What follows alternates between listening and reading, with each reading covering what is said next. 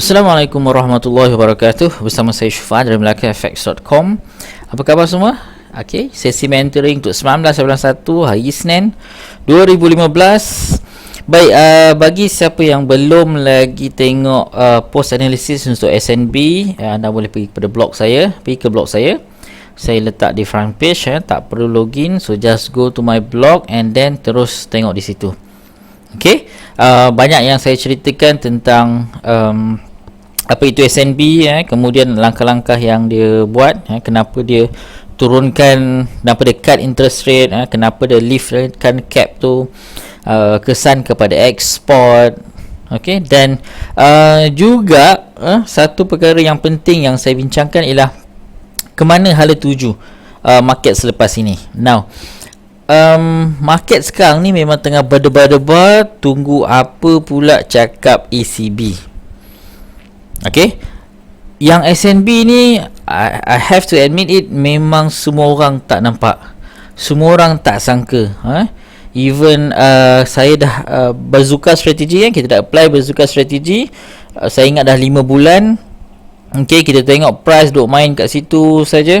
And luckily, because bila dia shoot yang 90 pips tu, saya dah close half of my position. So saya memang nak top up lagi dekat 1.2005, tapi you know what, saya tengah drive masa tu, tiba-tiba pom. Okay, unexpected. Okay, but benda yang lepas ni kita tak boleh ulang lah. Nak buat macam mana kan? Kita dah letak stop loss baik-baik, so dah rugi, move on guys. Tak payah nak menyesal-nyesal sangat. Baik, sebenarnya the most important meeting the next week ialah di Euro. Okay, ini pukul 9.30 ni. Okay, rate decision, kemungkinan juga ECB akan potong rate, mungkin kepada kosong ataupun mungkin kepada negatif, who knows. Dan kemungkinan juga diorang akan mengadakan QE. Okay, this is one announcement yang kita tak boleh abaikan. Okay, now apa yang berlaku sekiranya benda ni berlaku? First of all, kita kena tengok ECHF balik.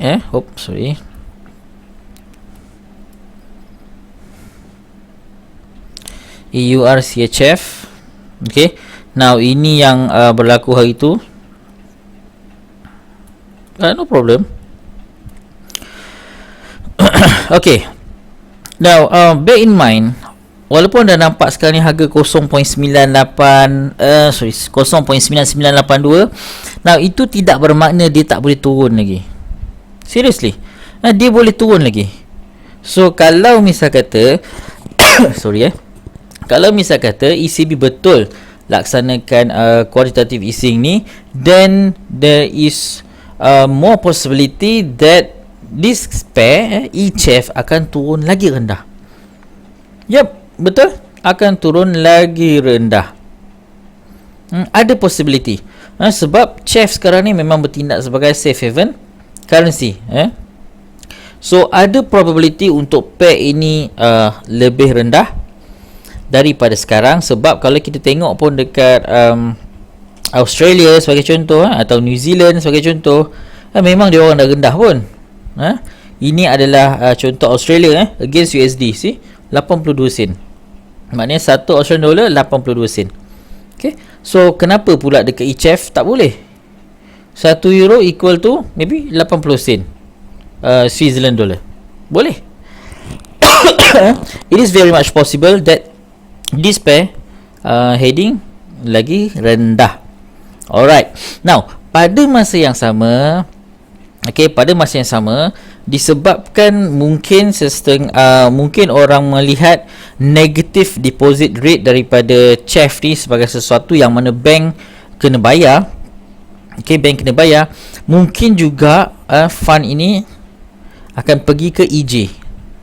Now, yang pertama sebab apa? Sebab EJ ni dia belum announce any more stimulus package. Hopefully. Sebab apa? Ini euro 22 bulan. Kita pergi balik. Dekat sini pun saya takut-takut ada. Guys, 21 hari bulan, sebab Japan ni, dia ni memang suka buat surprise. Okay, Japan suka buat surprise. Ada BOJ press conference. Now, this is something yang kita takut Japan akan buat sama macam SNB. Okay, sebab apa? Sebab dia nak protect fund ataupun duit daripada euro pergi ke Japan pula. Sebab they know that euro sekarang ni memang worthless lah. Anak-anak kalau dia print duit lagi kan. So mungkin juga Japan ni dia suka buat surprise. Mungkin stimulus package daripada Japan dulu sebelum euro. Who knows? Ini EJ on weekly chart. Nampak tak potensi dia untuk jatuh? See? Banyak lagi ruang untuk EJ jatuh. So far away, man. See? Dia boleh jatuh lagi kat sini ni. Ini Fibonacci saya lukiskan. Even the lowest price dekat check 3412 sama here, let me check. 3412. Okay, ini lowest daripada EJ hari tu. Saya ingat dekat ini pada 12 hari bulan 10. 12 bulan 10. Now, kalau lah misal kata Japan tak ada buat apa-apa, no announcement on stimulus ataupun quantitative easing, which is sekarang ni dah 80 trilion annually kan. Tiba-tiba dia kata, alamak, nak tambah lagi. Oh, jangan-jangan. Okay, kalau tak ada, let's say kalau tak ada, so ada probability yang sangat cerah yang mana this pair akan break ke bawah. Okay, break ke bawah. Now, immediate target, kalau tuan-tuan tak pakai Fibonacci, of course immediate target would be somewhere here, 131. And then nampak tak ada lagi support di sini? This is nice. Resistance, support 27, dan mungkin juga somewhere here. Okay, 25 51. Sorry. Okay. So at this level semua ni, there are more possibilities yang mana price akan drop sampai ke sini. Okay, kalau saya buat Fibonacci balik, saya buat balik semula tadi. Okay, biar saya tukarkan color sikit Fibonacci ni. Okay, hijau. Okay, so ada 38.2 dekat 127.8. Right, so somewhere here would be strong. Nampak macam kuat dekat sini. Okay, even kalau pergi pada 618, jauh lah. Tetapi at least this is what we are going to do. Now, nombor 1, Japan adalah safe haven currency, sama macam CHF. So euro mungkin akan pergi ke safe haven currency. Kita ada CHF, kita ada US, dan juga kita ada Japan. So Japan nampak chart EJ ini nampak lebih berpotensi. Kalau kita buka dekat EU, mana EU saya? Ini EU. Wah. Mind this, all these things here. Nampak tak? Dia bounce dekat 61.8. 61.8. Now upon breaking this level, ini the next target. Somewhere dekat 0784 sini. 0784. Okay. Sekali lagi. Low 0759. Okay. 760 lah cukup Okay, now even ada satu report mengatakan yang mungkin dia akan sampai ke parity.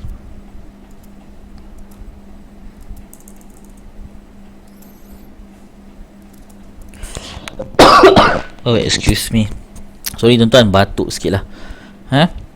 Baik, ini di EU, dia kena break this strong support level in the form of 61.8. If this support level is broken, then 1.0760, and kita akan jumpa parity pada 1.0. Now ini adalah possibility untuk euro USD sekiranya euro, sekiranya euro ataupun ECB announcekan stimulus package.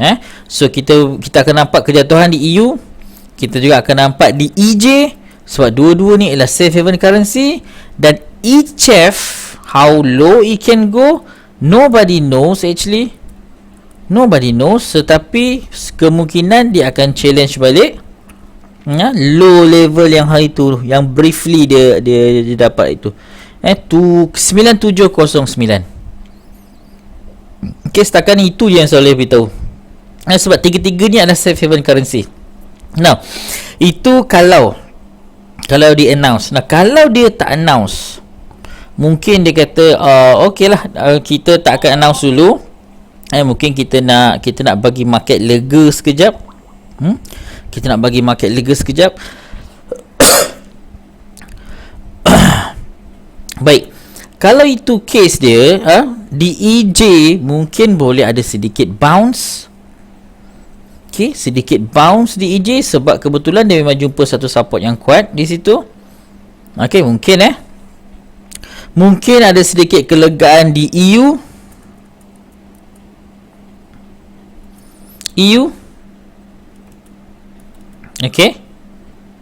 Daily chart, right? Kita dah nampak ada buying pressures tu, sedikit kelegaan. Tetapi bagaimana dengan ECHF? Saya tak nampak ada orang nak tolong Swiss National Bank sekarang. Now, itu yang berlaku sebab bila diorang dah lift cap tu, kepercayaan trader dan investor terhadap Swiss National Bank terhakis sama sekali.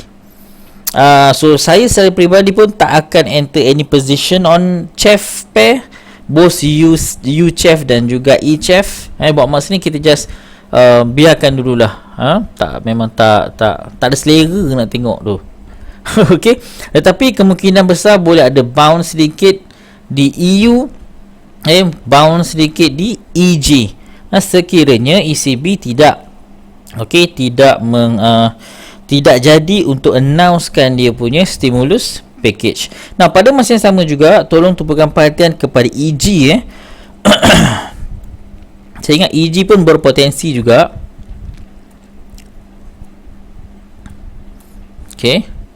Ini EG. Nampak tak? This line dah broke already, dah pecah dah. So kalau jatuh ni, which is memang sekarang tengah jatuh, kalau dia dapat naik sikit, dia bounce sikit, then saya akan masuk last key, saya akan masuk sell sini. Wait nampak tak? The next support tu would be somewhere here. Jauh lagi mentonan jauh. Somewhere here. Great Britain. Now Great Britain juga ada berita-berita penting di sini. Pada 21 hari bulan. Cuma untuk main GU, saya tahu ni saya plan untuk main Good Morning London, DGU. So if this news favor kepada Great Britain, which is average earning ini cantik. Kalau katakan semua naik kat sini, very good. Most likely yang ini juga di EG juga dia akan push lower. So, kalau tuan-tuan tengok sini, this is one massive descending triangle. Kita dah break resistance. So the next one would be somewhere at 7390 and then 7241.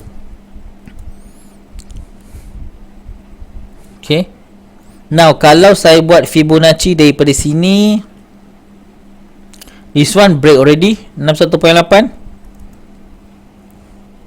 Somewhere here, ambil low dengan high 61.8, cantik.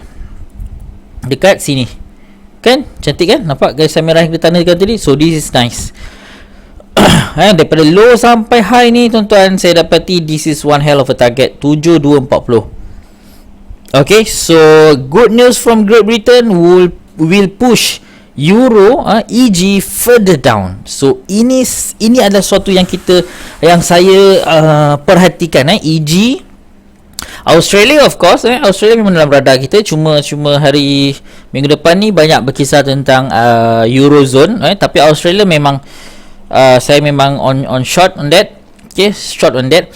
EG jangan lupa EG. Okay, EG dan juga EG, EG. So berpotensi untuk break this one support level.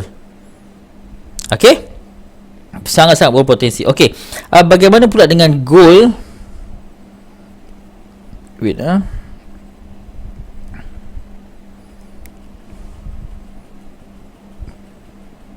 okay. Now gold on short term dia menaik. I have to tell you guys, short term dia menaik. See, daripada sini sampai sini dia menaik. Alright. So kalau ada siapa yang nak main multiple time frame strategy, buka H1, nampak dia menaik kan? Mungkin anda boleh letak RSI di sini, tunggu sini turun sini, boom, buy. Atau kalau dah H1 pun menaik, tuan-tuan mungkin boleh main dekat M5. Okay, tunggu RSI turun and then buy. So itu option yang ada. Kalau tuan-tuan nak main di time frame kecil, H1 ataupun M5, dan short term dia adalah trend menaik. Pada masa yang sama, biar saya buang RSI dulu.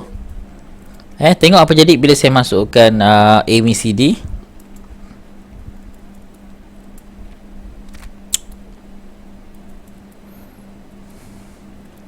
Okay, now dia dah going higher, the MACD level, right?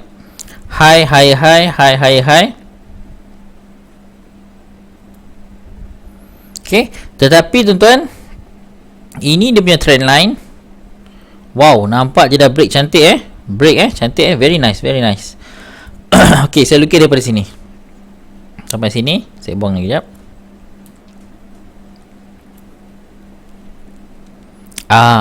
This is something yang kita kena perhatikan. Nampak? Ada hidden bearish divergence dekat sini. Low, lower low, high, high, higher low, high. Now belum cross lagi, belum ada entry lagi, tetapi ini adalah possibility. Okay, bear in mind, kalau misalnya kata announcements tu daripada ECB confirm dia print duit lagi atau dia QE, most likely ni akan naik. Gold akan naik sebab gold adalah safe haven asset. Tetapi mungkin ada sedikit retracement on H4. Ini macam ada satu dark cloud cover, so price kan tengah turun sikit. So kalau misal kata nak ambil short term, mungkin boleh, katakan nak try, who knows, atau di H1 sendiri. H1 dekat atas ni ada apa? Saya adjust sikit ni. Okay, tak apa. Okay, H1 sini ada apa? Sini ada satu hanging man, sini ada satu hanging man, right? One hanging man pattern di sini. Kalau nak main hanging man, maksudnya dia kena break. Hanging man, apa saya sebut ni, kena break baru kita boleh sell. Even dekat sini ada divergence, short time. Okay, kalau H1 ni biasa saya pakai RSI kan, so saya turn to RSI. Okay, saya buang MACD jap. Okay, ada tak? Yep. 4 pounds balik kan. So kalau anda nak stay, nak tunggu dulu, sebab hari ni hari Isnin mungkin belum banyak movement, tetapi dijangka sampai hari 22 ni pun market akan a bit choppy lah. Kebanyakannya tunggu ECB. Tapi jangan lupa ada announcement yang besar daripada Japan juga, Great Britain mungkin, dan of course Kanada pun ada juga. This will be something yang kuat juga, because Canada pun export oil, so mungkin ada langkah drastik yang dilakukan oleh Bank of Canada, who knows. Okay, so tuan-tuan, next week full of surprise, this week full of surprise, so trade wisely and happy peeping. Alright, Assalamualaikum warahmatullahi wabarakatuh.